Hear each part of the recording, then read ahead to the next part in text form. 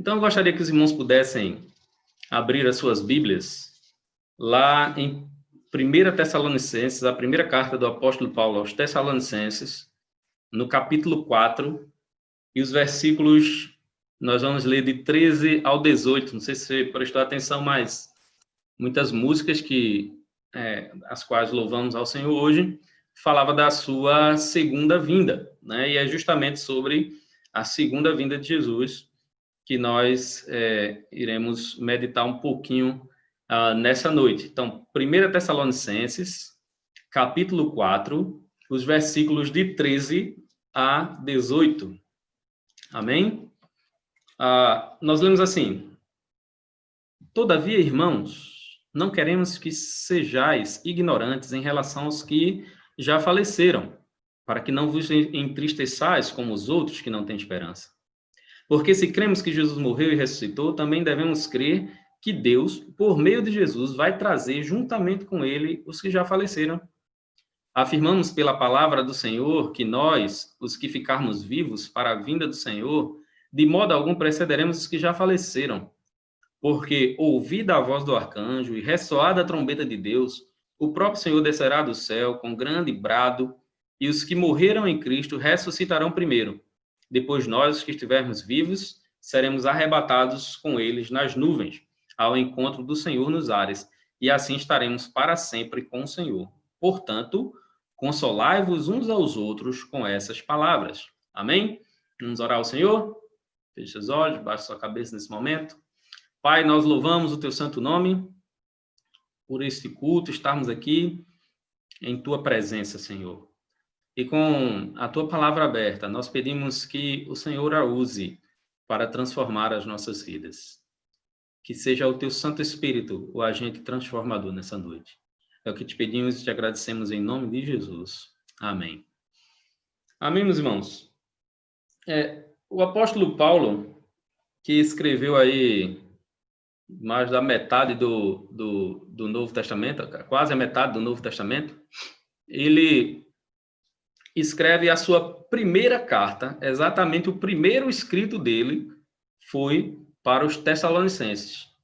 Ele havia fundado essa igreja na sua segunda viagem missionária, foi expulso de lá porque os judeus começaram a persegui-lo, ele foi para a cidade de Bereia, fugido, né, de Tessalônica.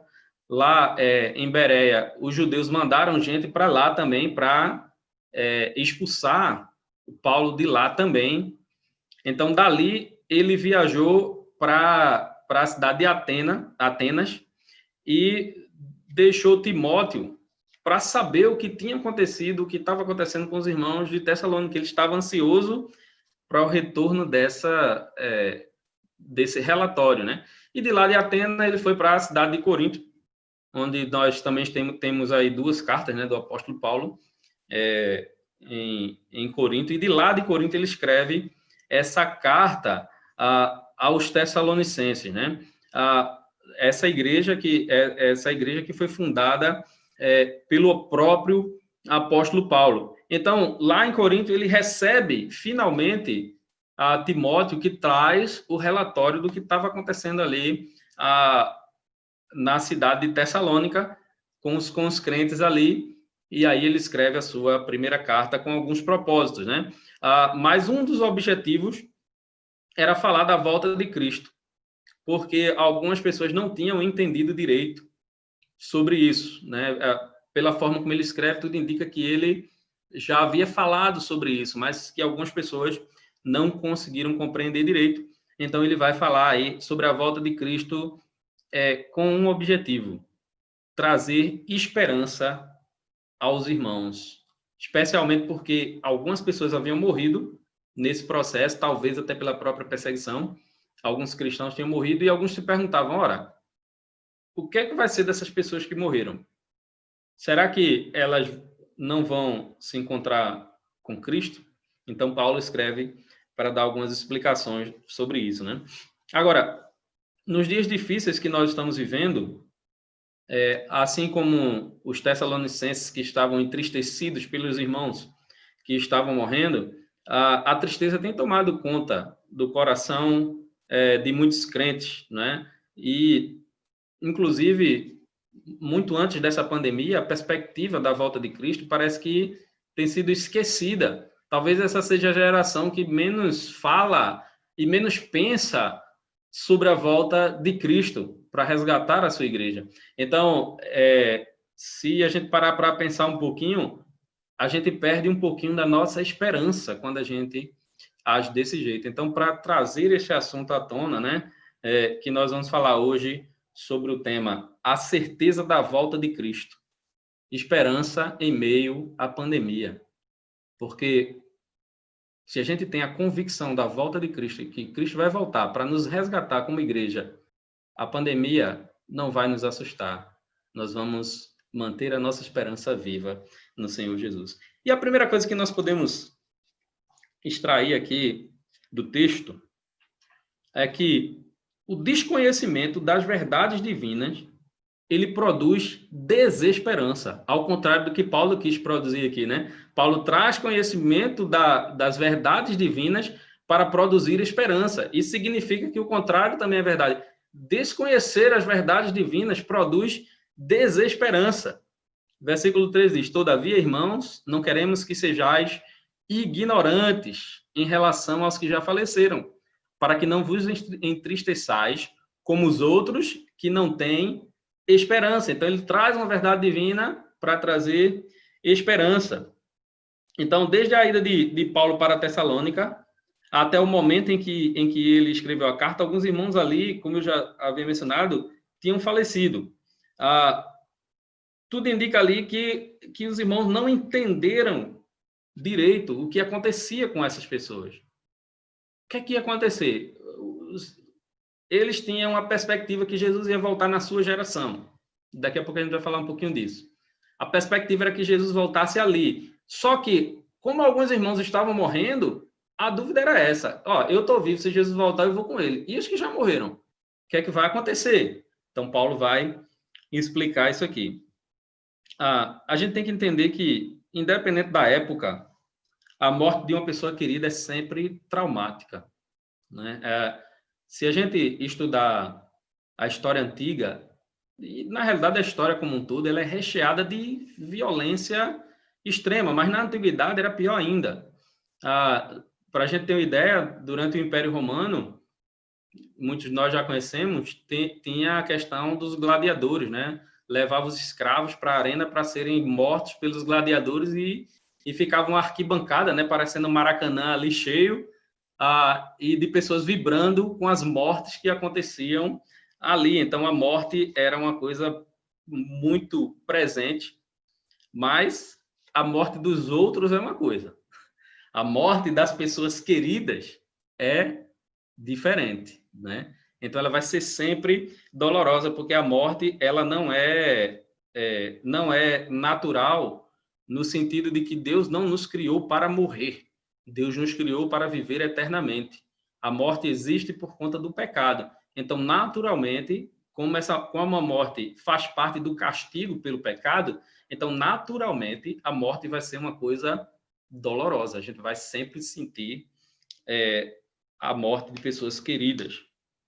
Agora, o apóstolo Paulo coloca aqui que quem não tem a Cristo, né, não tem esperança. Ele fala como os outros, em algumas versões como os demais, né?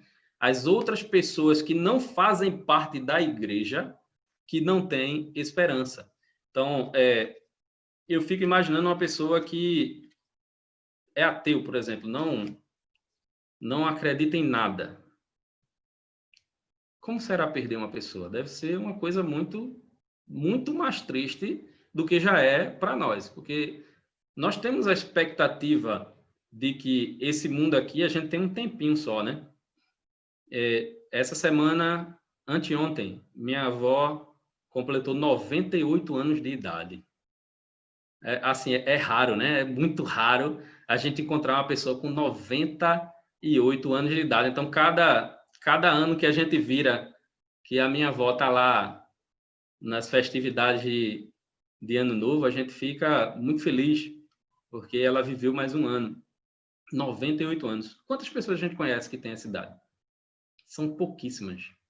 Então, o tempo que a gente vai viver nessa terra é mínimo. Só que depois dessa vida, nós temos uma eternidade pela frente, né? Então, nós cremos nisso. Quando eu morro aqui nesse mundo, aí é que a vida começa. Porque aí eu vou ter a eternidade e não vou morrer mais. E vou estar ao lado de Cristo, para a glória de Deus. Então, crente pensa dessa forma. Mas quem não conhece, quem não tem essa esperança, veja as religiões não protestantes, o que é que acontece? A pessoa vai ter que fazer bastante coisas boas para ver se talvez, quem sabe, ela terá a vida eterna. Então, isso não é esperança. Isso é loteria. Agora, nós entendemos que nós não merecemos. É Cristo quem se sacrificou por nós, que deu a sua vida por nós, e a única coisa que a gente pode fazer é entregar o nosso coração a Ele. E aí a gente tem a esperança, porque não porque confiamos em nós e no nosso trabalho, mas porque confiamos na obra que Cristo fez na cruz. Então, quando uma pessoa põe a sua esperança em Cristo, ela conseguirá encarar a morte de uma maneira menos traumática.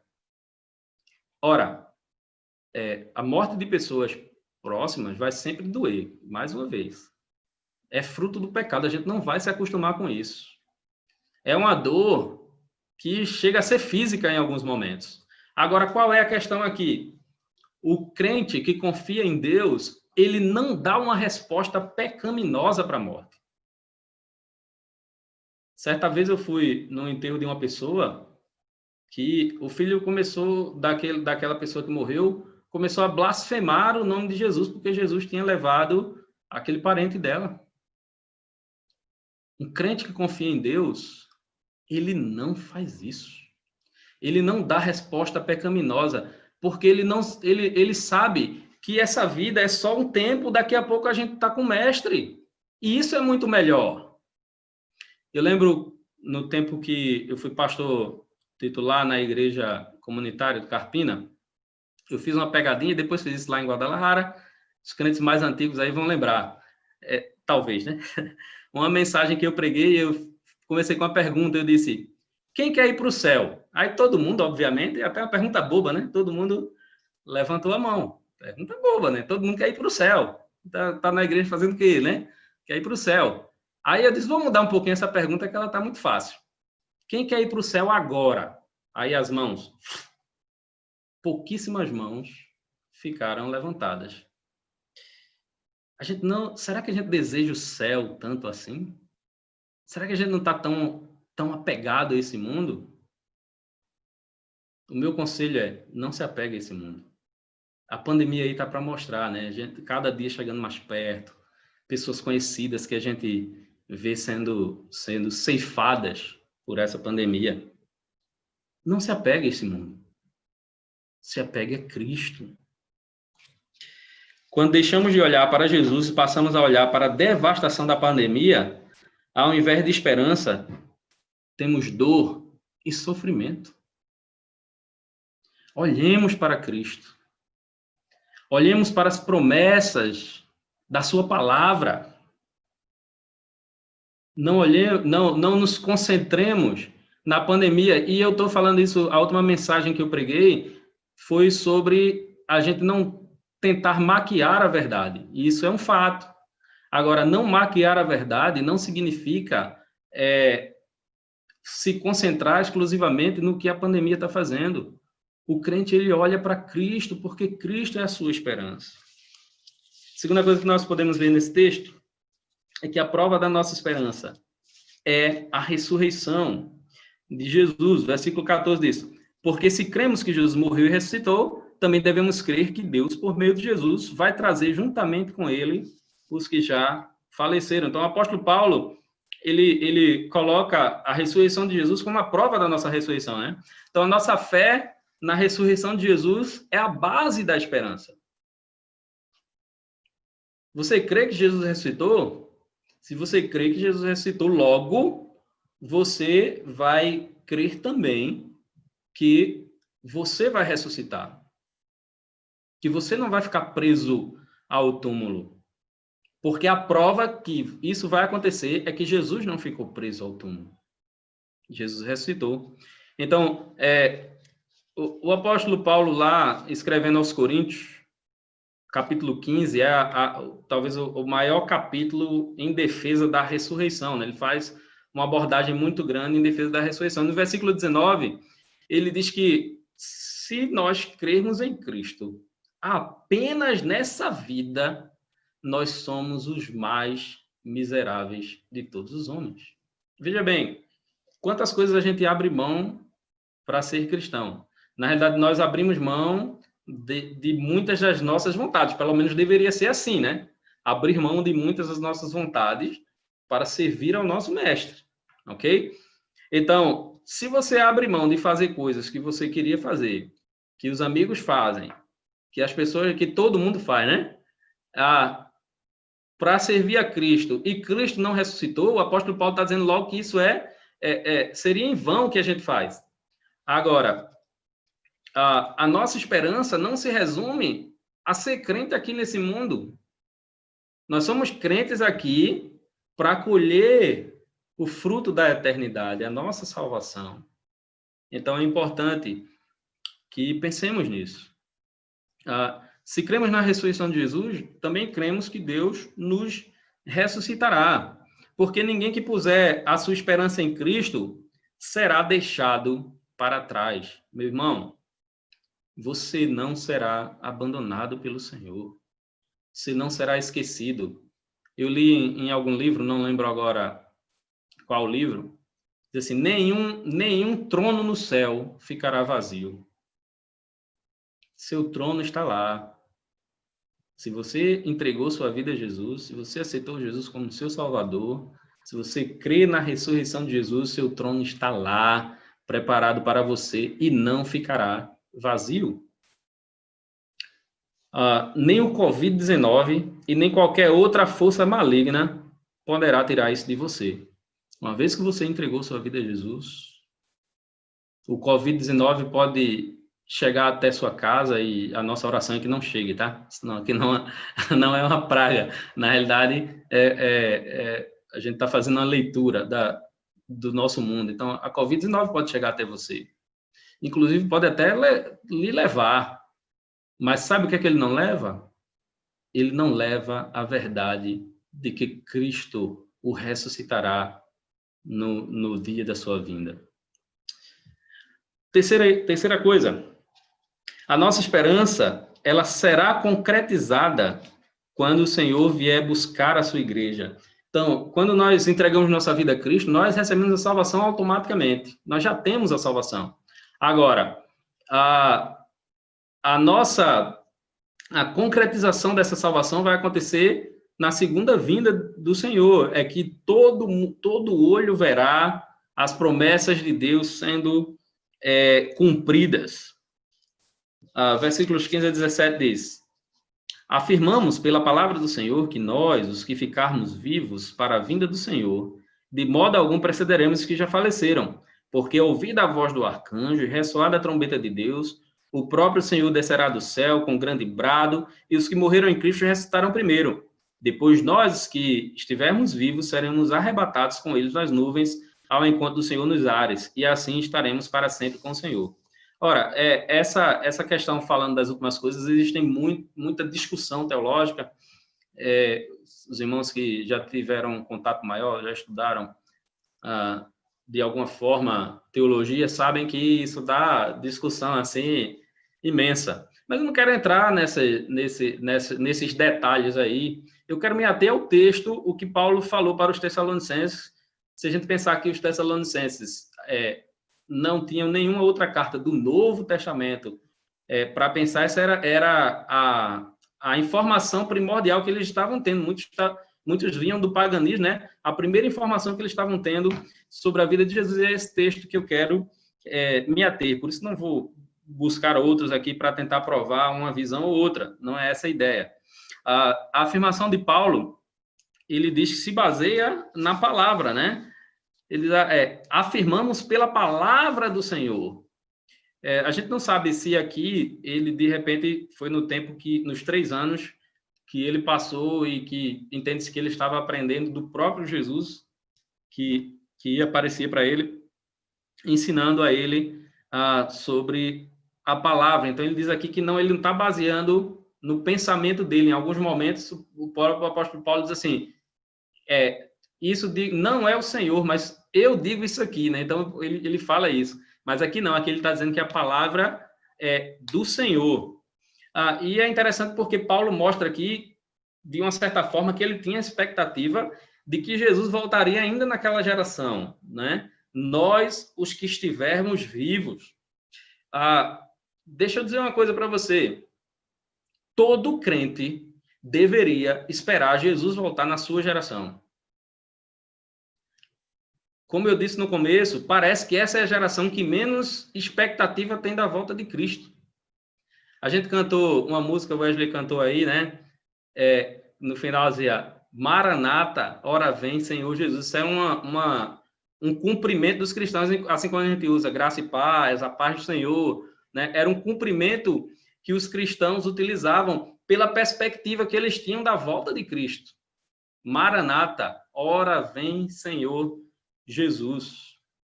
Essa é a expectativa. Todo crente deveria ter essa expectativa. Paulo pregava o evangelho na expectativa que Cristo ia voltar na sua geração. Na medida que ele foi caminhando, ele percebeu, o próprio Senhor revelou a ele que ele estaria deixando esse mundo. E ele, quando ele escreve 2 Timóteo, ele já tem essa perspectiva. Mas aqui, o apóstolo Paulo vive como se Jesus fosse voltar amanhã. Todo crente deveria fazer isso. A gente teria que viver como se Jesus fosse voltar amanhã. E pode ser que ele volte amanhã. Pode ser que ele volte aqui enquanto a gente está no culto. Pode ser que ele volte daqui a 1000 anos. Não sei. Mas a nossa expectativa deve ser que o Senhor vai voltar. Ele prometeu e ele fará isso. A gente sabe que as promessas do Senhor são cumpridas. Ele não deixa nenhum para trás. E aí o apóstolo Paulo fala também que Jesus volta. Enquanto Jesus volta, primeiro, antes dos vivos, os mortos ressuscitarão. E em algumas versões de vocês dizem aqueles que dormem, né? Aí o que dormem no Senhor. Porque quando nós morremos, o nosso espírito volta para o Senhor. A gente já há uma concretização da salvação aí, só que ainda não está completa. Porque a promessa é que não só o nosso espírito seja salvo, mas o nosso próprio corpo. Então, na volta de Cristo, há uma ressurreição para que esses corpos sejam transformados, certo? Então, a ideia aqui é que quando Jesus voltar, os mortos ressuscitam, têm o seu corpo transformado, os vivos têm o seu corpo transformado, e eles vão se encontrar com Jesus. E é interessante porque o pastor Agostinho, que é professor de grego aí, tá? Não sou professor de grego, mas no original a palavra aqui de encontrar-se com Jesus ali nos ares indica uma comitiva que vai ao encontro do rei para encontrá-lo no meio do caminho e vir para dentro da cidade, né? Trazer ele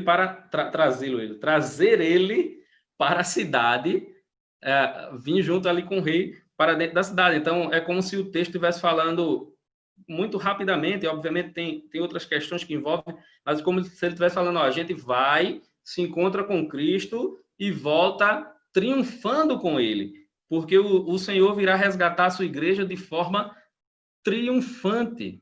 Veja que tem alguns termos, trombeta, alarido, né? A voz do arcanjo. Então, é de forma triunfante.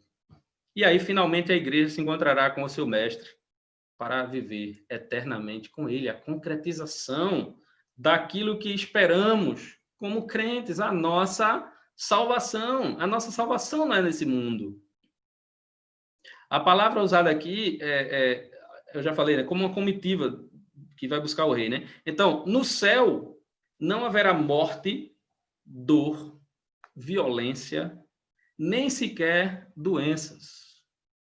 Não haverá coronavírus no céu. A gente não vai ter medo de coronavírus. Aliás, o coronavírus não foi nem de perto a pior pandemia que já houve, né? A peste negra durante a Idade Média, isso também por conta da questão de saúde precária da época, ceifou 1/3 da população da Europa. De cada 3 pessoas, uma morria.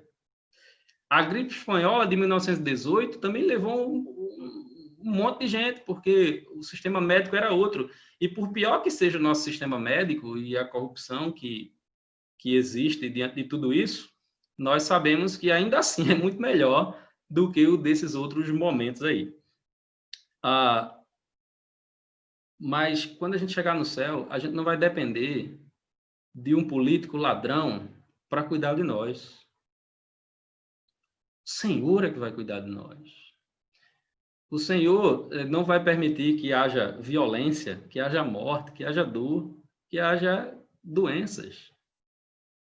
Lá é muito melhor do que aqui. Então, quando alguém disser, você quer ir para o céu hoje? Deseje ir para o céu hoje. Obviamente, você não vai se matar, né? Vai para o céu, nada a ver. Mas deseje isso. Deseje que o Senhor lhe leve na hora dele, no momento dele. Não tenha medo disso. E, por último, essa mensagem de esperança da ressurreição de Cristo, ou da volta do Senhor para nos buscar, essa mensagem de esperança, ela deve ser espalhada. O versículo 18 diz, portanto, consolai-vos uns aos outros com essa palavra. É uma palavra de consolo, de conforto. A volta de Jesus é uma mensagem de consolo no mundo doente, no mundo que, como a própria Bíblia diz, ele jaz no maligno. Agora, ela é muito mais poderosa para aqueles que já conhecem a Jesus. Então, você que está nos ouvindo hoje e que ainda não entregou seu coração a Jesus, você precisa fazer isso. Porque, de outra forma, você não terá esperança. Essa mensagem, ela é poderosa, especialmente para quem conhece a Cristo. Portanto, entregue sua vida a Ele. Você precisa ter esse encontro com o Senhor. Então, é dever dos crentes que estão mais firmes, né, diante dessa pandemia, diante de tudo isso, usar essa palavra de esperança do apóstolo Paulo para consolar outros crentes. É seu dever fazer isso. Entre em contato com os irmãos, anime os irmãos. Tem pessoas que estão se sentindo sozinhas e que precisam de uma palavra de esperança, e essa palavra do apóstolo Paulo, como todas as outras palavras das Escrituras, elas trazem esse consolo, esse conforto. Coronavírus, ele não colocará Deus em isolamento. Pense nisso aí. Deus não está em isolamento.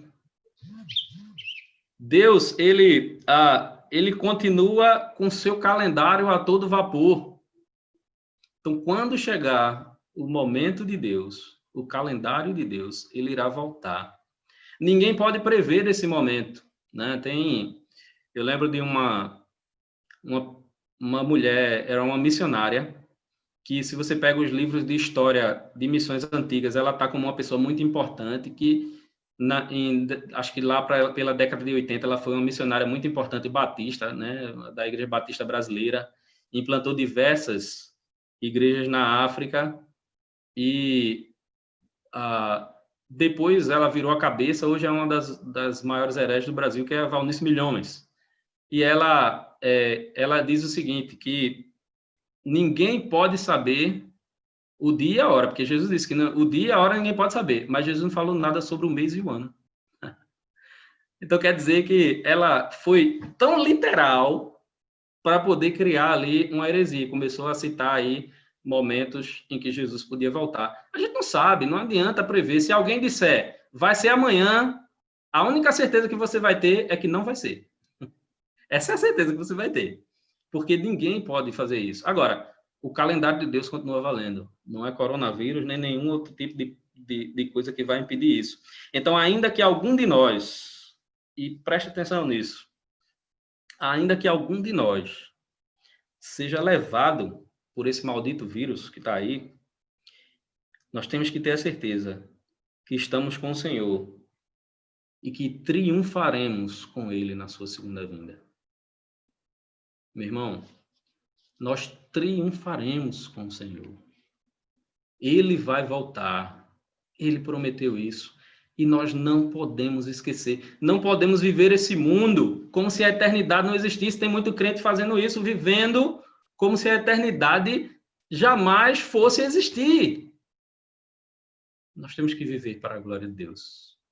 Então, não tenha medo do coronavírus. Tenha medo de não ter a Cristo.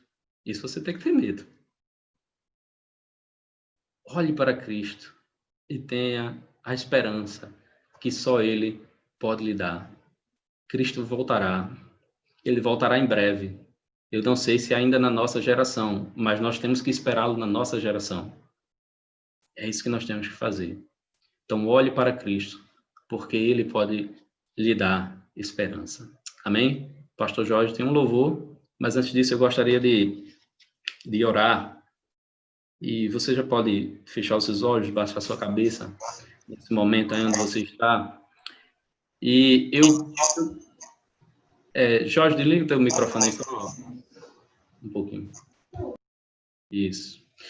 Eu queria, ainda que você, ainda com seus olhos fechados, com a cabeça baixa, pudesse pensar nisso. Eu sei que tem algumas pessoas que estão assistindo que não conhecem a Jesus. Você quer ter essa esperança? Entregue seu coração a Jesus. Não há outra saída. Jesus quer salvar você. E você que é crente, que está vivendo como se a eternidade não fosse existir, pare, pense, mude de atitude. Olhe para Jesus. Porque Ele sim é a nossa esperança. Amém? Vamos orar. Pai, nós louvamos o Teu santo nome pela Tua palavra, que é viva, Senhor. Que o Senhor possa abençoar cada pessoa que ouviu essa mensagem e que irá ouvir ainda a mensagem gravada. Que o Senhor traga esperança, Senhor.